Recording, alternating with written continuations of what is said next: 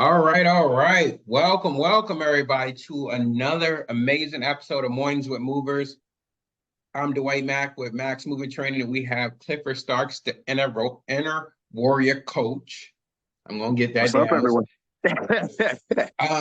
So yeah, we here for another episode, y'all. We don't have a guest today, but we're gonna crush it like we normally do. And figure out what's going on in this moving industry. I heard that it's picking up, so that's amazing news for a lot of people. And hey, we at the summer months, we got to be crushing it. What's going on, Cliff? Yeah, I'm doing amazing, and I am glad to hear that it is picking up because it's been a stressful time for movers. They could use it. Mm-hmm. Cliff gonna have me talk while I'm eating Oreos. That's crazy. So back in the day, I was a 16-year-old kid, and I went out to see my aunt and my uncle. They lived in Ohio. So I got to feel what it felt like to be cold as hell. That's why I'm probably never going to visit you in the winter. But we went out there for the Christmas holidays, and my aunt had like racks and racks of Oreos, and I probably came back home 20 pounds heavier.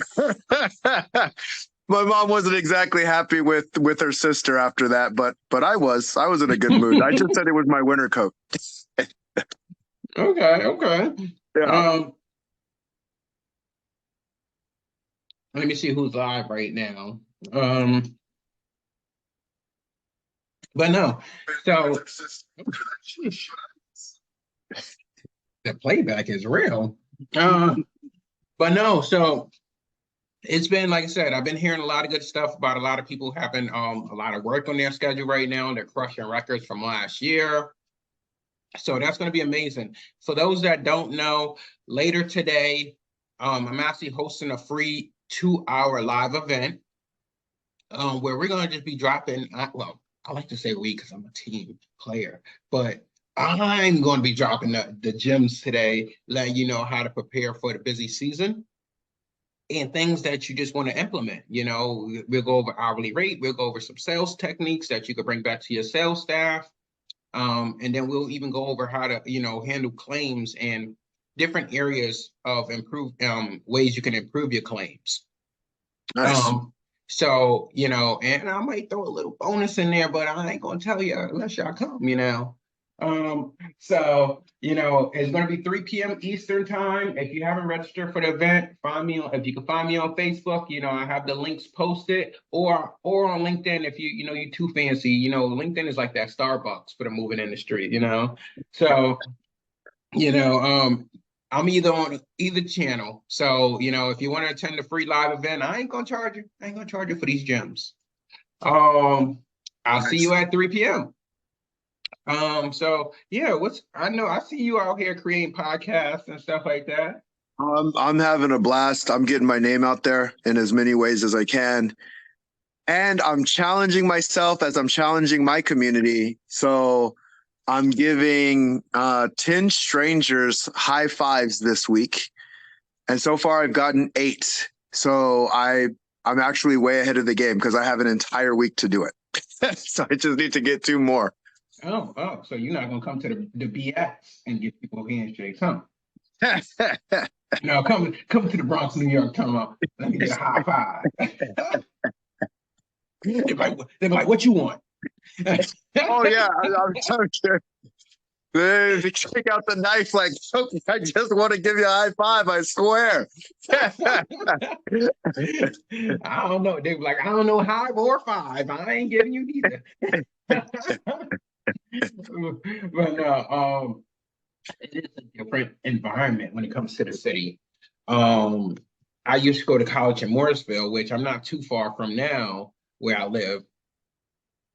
But when I would go back down to the city, which is like 6 hours away because I'm coming from the country, literally the country, where anything you want to do for fun is anything you consider to be fun is going to Walmart and just walking around. Fun. That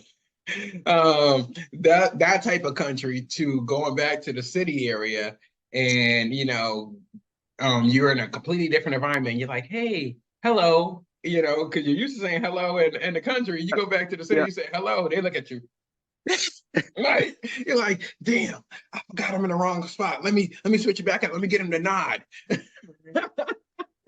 I went out to Vegas, and I like making eye contact with people. I think it's just polite to make eye contact with people.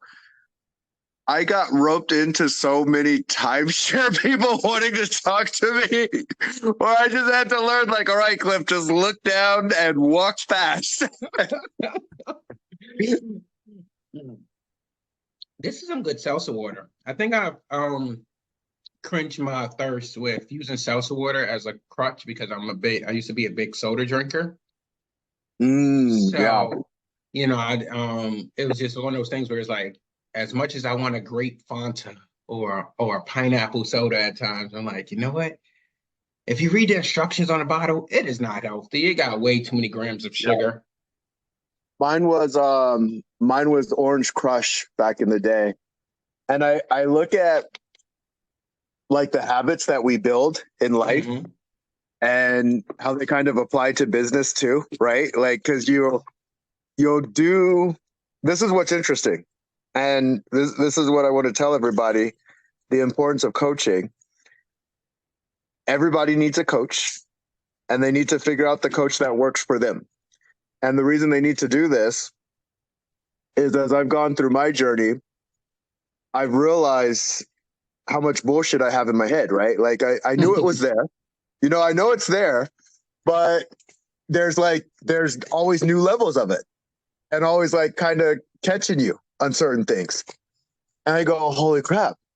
Our coaches are there to catch us on the habits that we have, even if we know that we already have them. Like, even if we know that we have the habit, we need someone to call us on the habit so that we can change the habit. And it's kind of funny. Hmm. So tell us tell us about your coaching. Like what type of stuff for some of our audience that you put your students through. Yeah. So the biggest thing that I look at it, like, me and you and Phil are um, made from the same cloth, where I'm only going to do what I want to do. And so are you. And so is Phil. Like, that's just the way that we are. And so if I tell someone to just do something and I don't give them the why behind the doing, or even make it their idea, they're not going to do it. Like, they're going to continue to do their own thing. So I ask questions to get to the root of the problem so that they can take the necessary actions to get to where they want to get to anyway. Like, Mhm. we all want a result at the end of the day. That's what we're looking for. It's like, I want the result. And so if I can ask the right questions in the right way and have them see that action that's going to get them the result that they want, then they start taking the necessary actions needed. So at one time on my journey, I would push. I was a pusher because I knew how to do it. I knew I could push through any barrier and figure it out.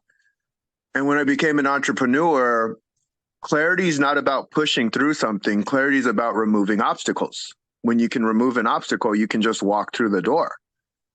And so I asked the question, what is it that they need to walk through the door? For instance, you used to drink Fanta soda, and now you Hmm. drink seltzer water, right?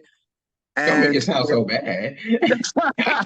well, it's great. Like, I love seltzer water. Like, that's one of my go-tos because it doesn't have any calories in it. It's a Nope. form of water, and it's carbonated. So I'm drinking seltzer water right now, actually, as we speak. And so if I was taking someone through a process, it's my job to close the gaps, just like any of our job. It's our jobs to close the gaps, to speed the process. Could a person do the process by themselves? They could. Would they be successful in it? They might. Like, it depends on a lot of factors. But a coach just closes the gaps. And so that's why I bring up the coaching thing, because it's like, this game's so damn hard when you're doing it by yourself. Actually, yeah, it's impossible when you're doing it by yourself, if if you're looking to go at the highest level. If you're not looking to go at the highest level, you don't need a coach. You'll just figure it out on your own. If you're looking to get to the top of the top of the top, like there would have been no way I go to the UFC and go, oh, I didn't need a coach. I just watched YouTube videos and started showing myself how to punch and kick, and I got to where I needed to go. And I actually didn't realize that right into entrepreneurship. Like I kind of played the solopreneur route in the beginning. And I don't kick myself in my own ass because it was my journey. It's what I knew when I got into it. You know, you know what you know, and until you know something different. And so I knew what I knew, where I'm like, okay, I have to make this business work. I don't have enough funds to pay for a coach. I don't have and I'll tell everybody the straightness of this. A good coach isn't going to charge you an arm and a leg if they know you don't have that to give. And what I mean by that, I was serviced with free coaching on the beginning of my journey. And I want people to remember that too. It doesn't matter where they're at on their level. Just let people know where you're at. And when they know where you're at, they can serve you. And the truth is, if they know where you're at, they can screw you over too. But you have to do your due diligence and ask questions and figure out, like, is this a good fit? If someone's trying to charge you $1,000, $5,000 for something, you're a startup and you don't have any funds or capital to do anything with, and they're saying they're going to take you to the moon and back, and then they don't have any testimonials or proof showing it, you probably want to run really, really fast.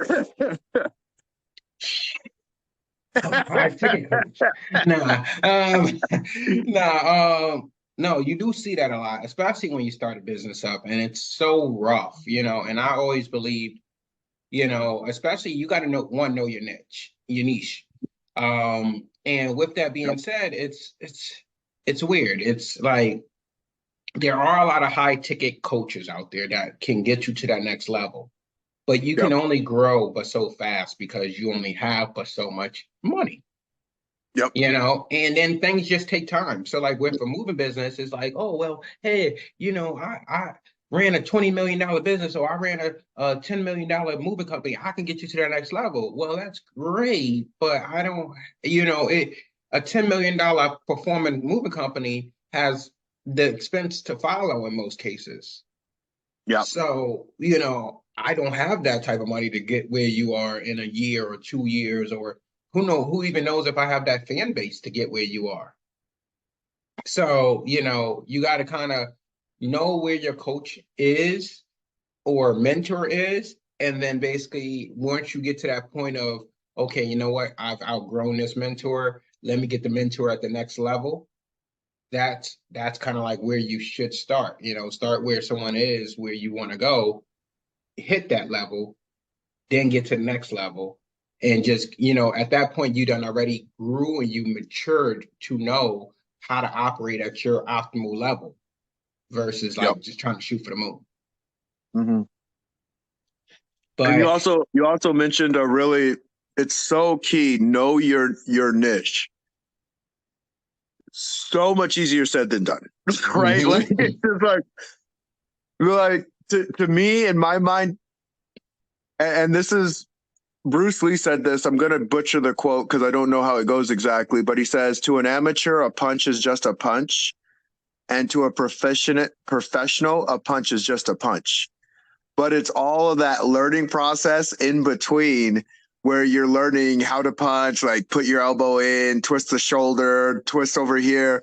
Oh, by the way, they're trying not to get punched and they're trying to punch you too. So it makes it a little more complex. And so when you're going after your niche, what I would love to do, have a conversation around that, because I think it's really important, especially for moving companies. Because if we see ourselves as, well, I just move boxes, I just move furniture. Well, people are only going to pay you for just moving. They're going to pay you for a product or a service. But when they can see like, oh, this is what I do for my customers and this is why I do it in the way that I do it. Like you guys, I respect you so much because as Louis Massaro says, if you can make it in this industry, you can make it in any. So huge respect on that. And then the other piece is you guys give you guys take the stress off of people. Moving sucks. Moving's not fun as is. And it's you guys who make it a more of a stress-free process. And I say more of a stress-free process because there's going to be stress in it. Like, it's just part of the process.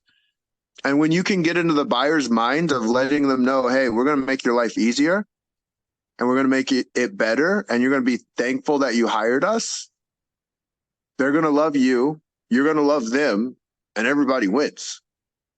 Mm-hmm.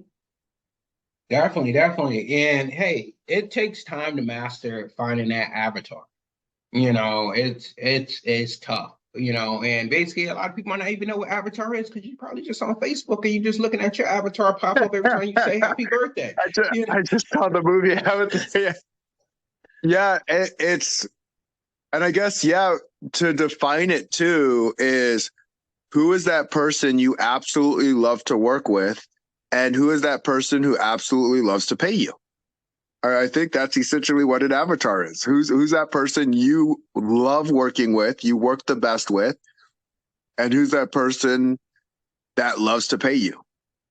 And that's the challenge right there, guys. Like, we are, like, obviously I was gonna say we again, but you guys are the moving companies now, and you have to figure out what's your ideal customer, And yes, as a moving company owner, you like to feel like everybody's your customer. If they can move and they got money, they're my customer. But that's not always the case. Yeah. Because Yeah. it hinders the way you charge people. If you're like, well, hey, I only do a 3-hour mini and up, and I only want to have 3 guys out versus 2 guys out all the time, then you're starting to mold your avatar, believe it or not, because you want a set type of customer. Maybe you don't want to deal with the 1-bedroom moves. Maybe you want 2 bedrooms and up. So you start to really hone in on that. And for me, what I did was I didn't like 2 guys being out on a job. I had two men jobs a lot, but what I decided to do was I looked at my numbers and I realized that we had a certain percentage of 2 men jobs going out versus 3 men, 4 men, 5 men. And I decided that, you know what? I don't want 2 men going out, but people still want that 2-man service. So I'm going to put an extra little oomph or penalty, I like to call it, on my 2-man service. So if my 2-man service is supposed to be like a per man is $50 an hour, for my 2-man service, I might make them $60, $65 an hour for a 2-man service. So instead of my rate being like 150 on average, it might be like 160, 170 for a 2-man service. Because it was like, well, hey, if I'm going to be forced to put 2 men out there, then I'm going to earn more for it. But if a customer says, well, hey, I'll take your 3-man service for $200, hey, you're right where you want. You're going to get a bonus. You're going to save money using the 3-man service than you would if you was to use a 2-man service. Yep. This is how scary powerful a niche is. Like, I didn't even know how powerful it was until it happened to a friend of mine. And we both know this guy, but he was charging $130 an hour for a service. Mm-hmm.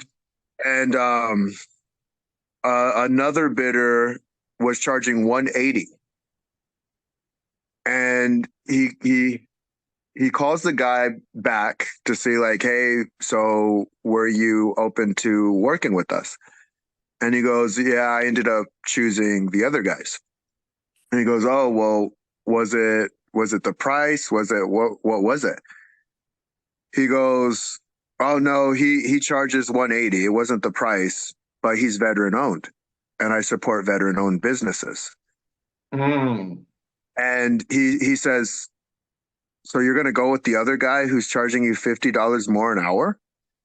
And he's like, yeah, because I support veteran owned businesses. And that was an aha for me to say, holy crap, people are going to buy what they're going to buy. If they support something, they're going to support it through and through. And so figuring out, like, who your people are, who are you speaking to, and who want to be spoken to by you. Yeah. Crazy part is I was just thinking about that and I was like, Um, so I had a customer call me and she was like, I guess as sometimes when we put our black voice on, we might not always have our very white voice. So, Mhm. I'm talking professional to a customer who calls and she's like, is this a black owned business? And I was like, hey, let me put my black voice on. Hey, yeah, yeah, this is a black business. How can I help you? She's like, all right, because I only want to go with a black owned business. Yep. Okay, okay. Yep. Yep. But no, Yep. it's crazy that you say that because there are people that do want to go with a certain business type, and it has nothing to do with race. It has nothing to do. It's just the way they want to support certain businesses. Yeah. You can even be the first one to claim that you do something, even if everyone else in the industry does it. And because you claimed it, you've positioned yourself as being the one that does that. Like there was Schlitz Beer ended up doing this. They ended up hiring a marketing guy, really brilliant individual. And he went through their process and he saw that they sterilized their beer bottles before they put the beer in. And so he goes, well, do you mention that you sterilized the beer bottles? And he goes, well, no, because everybody does it. And he goes, well, does anybody mention that they sterilize beer bottles? And nobody does it. So Schlitz was the first one to mention that they sterilized beer bottles and they blew up because of it. Mm-hmm. And so even if it's an industry standard, the customer doesn't know that. And so when you can speak out and take the stance on that positioning, like, well, this is what we do. Well, everybody in the moving industry does that. It doesn't matter. Have you positioned yourself as being the one that does it? Exactly. And you guys are about to, like I said, you got the 120-day sprint. And with the 120-day sprint, we're already into it. So you probably got 116 days at this point. But with that 116-day sprint, you guys got to be crushing it. As owners, yes, I get it that, if you're a smaller company, you need to be on that truck, if your guys trying to get as much optimize as much as you can. But if you can avoid it, I would say definitely avoid it, because basically this is a time where you need to be prepping for the off season as well. Mm-hmm. That off season is coming right around the corner. And believe it or not, hey, we're in May. Look how fast it went. So, that off season is going to be here and you're going to be in that same funk that you was probably in at the beginning of this year because you're like, oh man, where's the work? And and ultimately this is the time. You got to spend these last 4 months. You got to spend these busy 4 months building relationships, doing different things. If you guys haven't read my blog article yet, it's on the website. It's in the Facebook community. And it's I think it's like five to six different ways that you could be utilizing this summer to really get your business in a prime position so that off season you guys continue to thrive. And if you're a newer business, definitely use these tips, to definitely get your business up there. Go to networking events. I used to go to the Chambers of Commerce in Florida, and it was live every week on a Wednesday, and so many business people there. And you could build relationships. You can get marketing videos. You can, get a potential move out of that, and it don't cost you that much. They got BNI groups. Those are pretty expensive, but those are exclusive groups. And it's all about building relationships. That's the main thing. Yep. Yep. 100%. And there's a piece where I look at because in Arizona there's not really seasons. Like it just is either a little chilly or hot as hell. So there's not really seasons here. But I look at it, even a place like New York, and I'm almost kind of thinking like it depends on the business because each business structure is different. But if there was a cycle where in the summer times we move and in the winter times our guys go out and help the community in another way. And I know we were talking to the real estate agent about this. That's always interested me because the person who's the most innovative in their business, and not innovative just to be innovative, because if you're innovative with something and no one's going to buy it, it doesn't really matter. But if you're innovative in a way where people actually appreciate and value the innovation, you can have your movers seasonally happy with what's going on, because it is a challenge. It's a real challenge where you're like, all right, the summer's here. Let's go, let's go, let's go, let's crush it. Oh crap. And now we don't have any jobs. No, you are right, but that's why, again, these are all times you prepare. Like I told my guys, probably starting in April, we used to have a flex savings plan where we took money. We didn't take money, but we, encouraged them to put money aside, so that basically for 20 weeks we deemed to be busy season, and then in the 20 weeks we deemed to be the slow season, we would give the money back to them. So now they have money starting off their week, whereas like, oh well, week one I may only get like 10 to 15 generic hours. Okay, but I know that I have 10 hours that I reserved in the summer months. So now that 15 turns to 25 hours, and now my check look like something. That's interesting too, because as you know, like all of our minds are fucked up, right? Like, it's a challenge of dealing with the fucked up isms of the mind. And I think about, even if you build your movers a certain way and provided a savings for them for when the slow season started, and you had a position that they could have, but they get like that money goes to them during the slow times too. And you got to make it make sense to them, because they're going to be like, who's this douchebag? You know, movers can be a little bit like they don't trust anybody, but if you can show them that it's for them, where they win throughout the season, because that's a real problem. That's a real problem in the moving industry, I've noticed consistently. Yeah, no. So whatever benefits you can give these guys, and it don't have to be anything crazy, but it's something is better than nothing. And these guys aren't savers, but if you have a decent background in finance and how to save, these guys will take that advice from you up top. Yeah. And that goes back to the coaching too, in helping them find their own shit, essentially. Because it's just kind of like, hey, you know what? This is what I've seen in the moving industry. Movers they're strong in the summer, and during the winter times they're struggling, they're stressed out, they don't have money, and we created a plan that allows them to be consistent, so they don't have to deal with that grind of the roller coaster of life. Like, I don't like the roller coaster of life. It epic sucks, and I felt it, in these times too. It doesn't mean that it goes away, but that doesn't mean that it has to be that way either. And when we surround ourselves with people who are either smarter than we are, or who can help call us on our crap, we don't have to do the roller coaster as much, and life can be nice. Definitely. I would say, so I know we are at the top of the half an hour, y'all. So, this episode goes by fast when we just dropping the knowledge. But yeah, I know. So before you get into UFC, usually a lot of people earn their belts or in their particular craft. What did you study? Yeah, so I was a wrestler. That was my skill.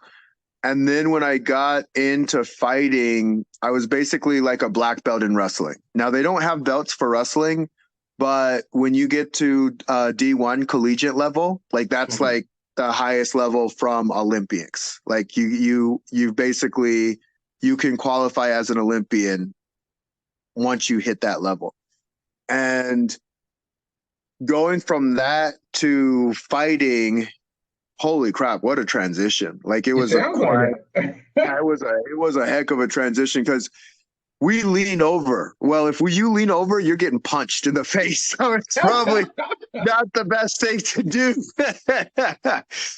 But the cool thing is I made the transition from that, and then I made the transition from that into this, and entrepreneurship and coaching. It was a great question, but it's reminding people that they can do it and also ask themselves, where were you a black belt in before? That's a great question, actually, because everybody has to be a black belt in something in order to get Mhm. something else started. Like, don't even try to go to the next thing if you haven't first accomplished something before that thing. Definitely, definitely. So, do you feel like people that studies like the martial arts stuff, actually, have you felt like they implement it when they're in that fight, or do it just feel like it's like a boxing slash, kickboxing type of thing?